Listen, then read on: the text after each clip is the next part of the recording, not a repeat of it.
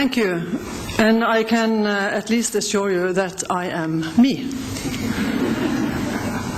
Ladies and gentlemen, first of all, I'm very pleased to open the European Outreach Conference.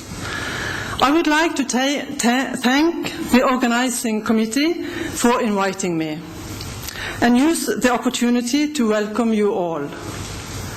The participants from abroad in particular, yes, something like that.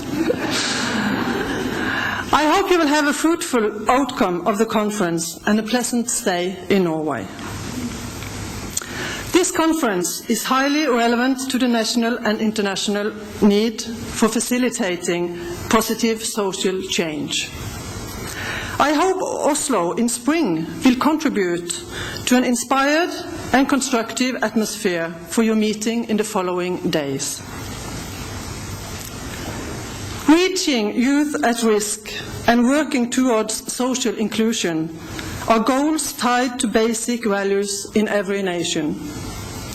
The question of how to distribute resources within and between societies is as old as humanity itself.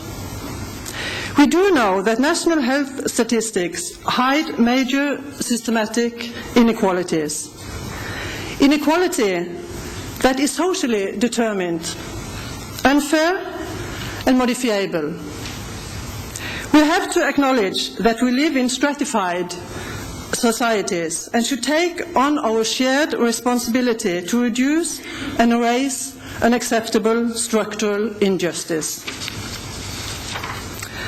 A good distribution of resources is good public health policy. Norway is a welfare state in the Nordic tradition of general welfare schemes.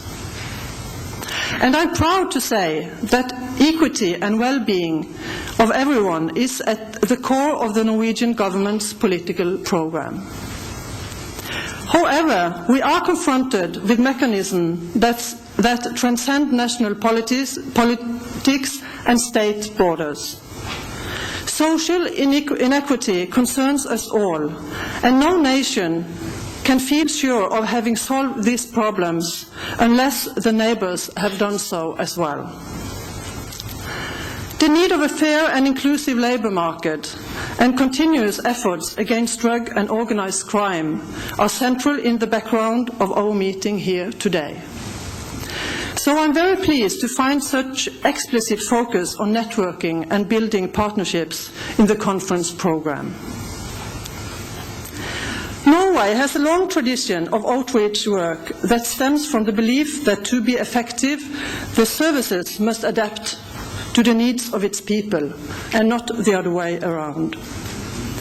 This is well documented fact in an extensive body of health and social research. The method of outreach work lies the very core of user-oriented services and has been pioneering in the field of social work. Even though many of our countries have good scores on the international statistics, we know that these average and means conceal troubling stories. There is a lot left to be done for and with youth at risk.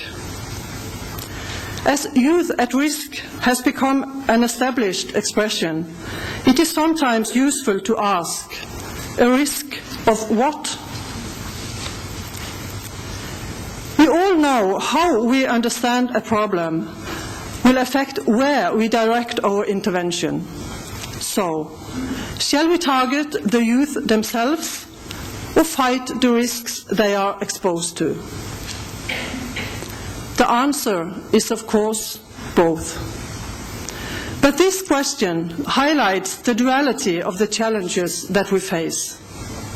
As practitioners, researchers and policy planners, we have a responsibility to provide good and suitable services for the youth at risk, but also advocate the need for social change. Reaching youth at risk, working towards social inclusion. The conference headline addresses this point in an excellent way. I would like to share with you some major lines and methods in our national efforts for youth at risk. Our new action plan on drug and alcohol policies emphasizes the need for increasing the use of outreach services and strengthening the efforts for youth. This means both general preventive measures and tailored interventions for youth at risk.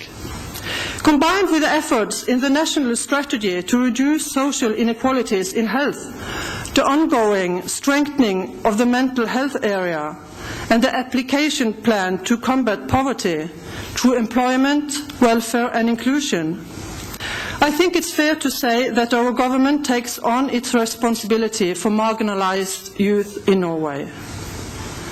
This is a comprehensive long-term policy for inclusion. The strategy is rooted in legislation and income distribution mechanisms and focused on responsibilities and cooperation across different sectors and ministries. Norway has a long and strong tradition in doing outreach work. The conference invitation sheet states that the city of Oslo have been engaged in detached work since 1969. We have an educational program going since 2004 in outreach work at the Oslo University College. The Norwegian Association for Outreach Workers estimate the national outreach work units to around 60, with multiple numbers of people engaged in different forms of street-based outreach and preventive work. Street-based youth work can be seen as pioneering in the field of social work. Early intervention, coordination of and cooperation between services and the making of individually adapted and accessible services are central methods in the nation's strategy to reduce inequity in health. This is also a very core of outreach work towards youth. Early detection and early intervention work focuses on the need to be proactive. We must make contact with the youth we assume to be at risk. The maternal and child health centers and the school health services are traditional and important strongholds of this methodology. We want to uphold and strengthen these institutions and to develop the early intervention work nationwide. Making services more accessible to children and youth who are especially at risk of developing mental health or substance abuse problems is imperative. Street-based youth work can be used as a tool to increase accessibility of other existing services.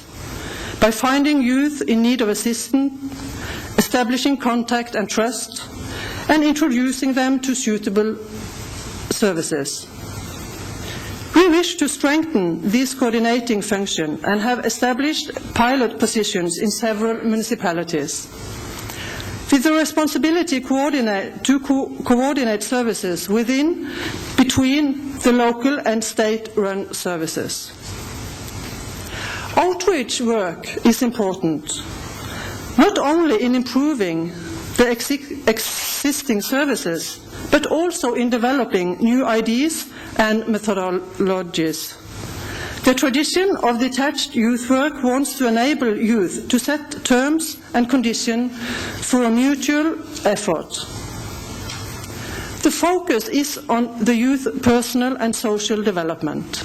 The outreach work becomes a tool for the youth to define and seek well-being. This is empowerment. The World Health Organization defines health promotion as the process of enabling people to increase control over and to improve their health. Empowerment is a central working method in these processes, but it is also a goal in itself. Empowerment relates to the transferring of power, to enable and allow. It relates to defining what's important, to set the agenda, and to do something about it. In this context, I want to focus on voluntary organizations. Norway has a long and strong tradition in voluntary youth work. being much in line with the philosophy of empowerment and health promotion. We are proud of this diverse and flourishing activity. Many of them are active and visible in the public sphere. The government makes clear budgetary priorities and funding in favor of these organizations. And I think it's fair to say that through the child and youth organizations, we enable and allow youth to take part in decisions that affect their health and well-being. This is in line with an empowering youth policy. We know that a low level of involvement in voluntary organizations often indicate social exclusion. We wish to increase risk groups' participation on this arena. These organizations hold resources in terms of meaningful activities and friendships. I am sure that there is still a lot of unused potential here, in Norway and in other countries. Many established youth organizations are in an excellent position of reaching and involving youth at risk. But some might need your guidance and your assistance as mediators, making sure that inclusion in this arena becomes a matter of mutual adaptation and growth. As outreach workers, you are in a unique position to really get to know your target groups and detect subcultural trends. To attract attention towards dysfunctional services, to present and developing threats. Your insight and analysis are of great importance in the continuous work for youth at risk. You must produce knowledge that can make premises for political decisions. You must speak out loud and clear, and you must make yourself heard. As a politician, I need to understand and be aware of the problems at hand, problems that we face every day. But let's also encourage the youth to speak on behalf of themselves, to really listen to what they say and enable them to increase control over the determinants influencing their lives. We need to listen and to learn, to inspire and be inspired. I hope that this will be the spirit of this conference. Thank you.